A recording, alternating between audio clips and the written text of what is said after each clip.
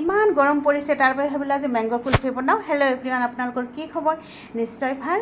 আজি বহুদিন পিছত ৰেচিপি লৈ আহিছোঁ। ৰেচিপিটো মই মেংগ'ৰ কুলফি বনাম। ইয়াৰ বাবে 2টা মেংগ' লৈছোঁ আৰু লগতে ½ লিটাৰ গাখীৰ এনেদৰে উতলাই শুকাই লৈছোঁ আৰু ড্ৰাই ফ্ৰুট চইজ অনুযায়ী লৈছোঁ, লৈ এনেদৰে মিহলাই দিছোঁ।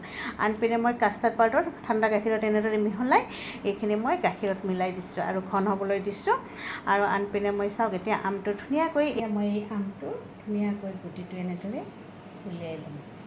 চাকুখন খুব লাহে লাহেকৈ সোমাই দিব, নহ'লে ফাটি যাব পাৰে আমটো। আৰু এনেদৰে মই লাহে লাহে গুটিটো টানি বাহিৰ কৰি ল'ম।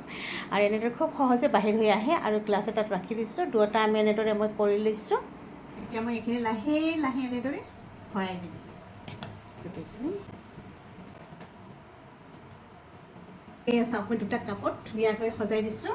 আৰু এতিয়া ইহঁতৰ মই মুখকেইখন এনেদৰে যিখিনি আছিলে এনেদৰে ধুনীয়াকৈ লগাই দিছোঁ। আৰু এইটো 12 ঘণ্টাৰ বাবে ডিপ ফ্ৰিজত যাব। আৰু মই এইটো এতিয়া ৰাতি বনাইছোঁ, মই এইটো কাইলৈ দুপৰীয়াৰ টাইমত খাব। এতিয়া মই ফ্ৰিজত থৈ দিওঁ। মেংগ' কুলফি খাবলৈ খুব ভাল লাগে। যদি ভাল লাগে লাইক কমেণ্ট এটা কৰি দিব দেই। এয়া হৈ গ'ল চাওক, এতিয়া মই উলিয়াই আনিছোঁ আৰু বাকলিখিনি ধুনীয়াকৈ এৰাই দিম। ইমান ঠাণ্ডা হৈ আছে, কি ক'ম আৰু, কাটিবলৈ বহুত অসুবিধা হৈছে। মোৰ হাত দুখন একেবাৰে ঠাণ্ডা হৈ গৈছে। এয়া খাবলৈ ৰেডি। আজি মোৰ ভাতিজা গোটেই দিনটো আছে ইয়াতে। সিহঁতে লাঞ্চ কৰিছে, এতিয়া এইটো খাব আৰু সিহঁতে জুতি ল'ব।